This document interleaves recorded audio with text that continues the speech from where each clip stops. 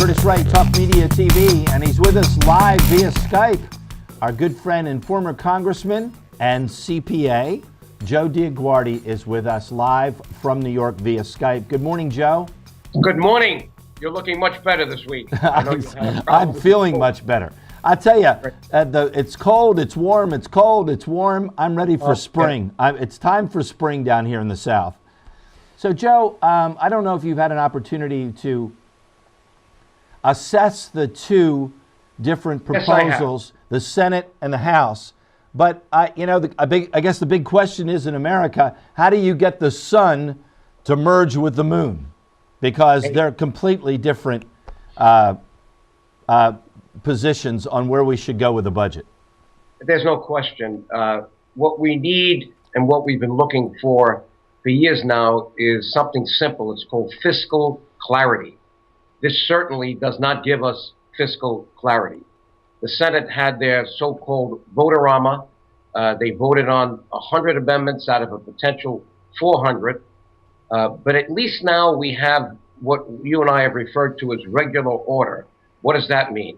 There's a process now that we've had for years that they're now trying to get back engaged with, and that's the budget process where you have members of the House and the Senate now weigh in. They do it in committee, then they go to the House floor, you take votes, and you can then know where certain members stand on certain things. This is what we call transparency. Now, will this result in a compromise that's going to give us clarity, certainty? I don't know. I doubt it because we are miles apart. You have the Ryan budget, which came out several weeks ago, which balances over 10 years. But how does it balance? It balances because it completely eliminates the Affordable Care Act, so-called Obamacare, which is not likely because we've seen the Supreme Court ruling, and we now know that even though there are taxes and costs, it may be that they need to take one by one what they don't like about it and get rid of those. That's the thing that's got to be played out. I don't know that you're just going to get a complete elimination of Obamacare. So that could be a very big weakness in the Ryan plan. Also, he goes for spending cuts of over 10 years. You know what's amazing to me, Curtis? We can't seem to do a one-year budget, but everybody's now talking 10 years. Like we're magicians, that can really figure out what we can do in 10 years here. Well, maybe it gives them... And Joe, you know this, and Americans need to understand look, if I'm in my company and I'm talking about a 10-year, 15-year plan, that's one thing. In Congress, a 10-year plan are 5 election cycles, right, 2 of which are presidential election cycles, right? So it's more like wishful thinking. That's what you're saying. And you're right. It's a vision of where they stand today politically. Because in 10 years, many of those members may not be down there anymore. In 10 years, we may have, God forbid, another war we don't even expect right now. So it's hard to project past a couple of years. And by the way, one of the good things that happened in the Senate, and yes, I do track this. I have something called Budget Tracker, so I try to keep on top of the details, although sometimes the details don't tell you much of what's going to happen in the longer term. But one of the things that happened, which I felt good about, because I put in a bill when I was in Congress in the late 80s to do budgeting on a 2-year cycle, not a 1-year cycle. Now, we've seen for 4 years we haven't had a budget. So now all of a sudden people are waking up and saying, why are we wasting all this time trying to come up with a budget and an appropriations process every year? Let's do it every 2 years. Well, I put that in our reform package for the Association of Government Accountants back in 1992. I've mentioned on your show that we had 6 major reforms. One, strengthening the Chief Financial Officer Act that I had proposed in 1987, signed by President Bush in 1990. Biennial budgeting, using silos in the budget process so we knew what was working, what was not. Changing the accounting to the rules that the Securities and Exchange Commission uses so we know where we really stand.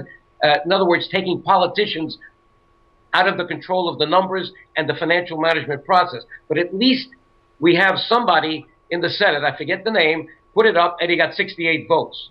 So people are starting to think of the structural aspects, the financial management aspects. And frankly, that's where the money is, Curtis. You have to almost go back to what was done by Peter Grace in the 80s, the Grace Commission, when he had a book that was like 2 inches thick, when they analyzed every agency, every department, and they come up with what they thought was waste, fraud, and abuse. Now, I haven't seen that book in a long time, but I am sure that where the money is there. That we need to get under these numbers and figure out what is being mismanaged, where we're overspending, where we're spending on things that don't really do anything for us today, and are just driven by the the political process, because re-election is always on the minds of these people, the members of Congress, House and Senate, and that could be still the biggest problem, that we have an infirmity in our process where money and elections are kind of clouding over where we're going as a country in the next 10 years. So we've got the Ryan bill. He's saying we need to balance the budget over 10 years. I agree with that. I don't think he's going to do it the way he's projected. Now you go into Patty Murray and the Senate bill, which was just passed over the weekend, very early in the morning, I guess, on Saturday. And, it's amazing. Here's Mitch McConnell, where I don't think it got one Republican vote. And he said, I don't know how he could mean this, and I didn't see him smile when he said it, that this was one of the greatest days in the Senate. I guess what he was saying is it's about time we did something, but in doing something, they may have done nothing, from what I can see, because it is so far removed from the Ryan budget. Now, can we get a conference committee going? And is there a possibility that we can get some compromises that would give us a joint budget resolution and get it to the president? Now, we haven't even seen the president's budget yet. We've seen what he wants to spend. So this is not yet played out. We have a debt ceiling limit coming up. Sequester is still there. Many conservatives are saying, maybe the sequester was a blessing. At least we were able to reduce some of these expenses in the short term. But frankly, I don't know what to tell you. I looked at the financial statement of the United States of America. I'm going to just show it again because I want you to see. Here it is. It's 231 pages. Can you imagine? Now, it takes a real, qualified, certified financial manager, a CPA, to go through this and try to figure out where we stand. But what it tells me, when you look at the balance sheet, is that we don't have a conception of what our government is worth and what the results of operations are, because we're not on the right accounting system. Although we're now showing what they call sustainability numbers. And below the balance sheet, you have $38 trillion that's off the books, unfunded liabilities for entitlements.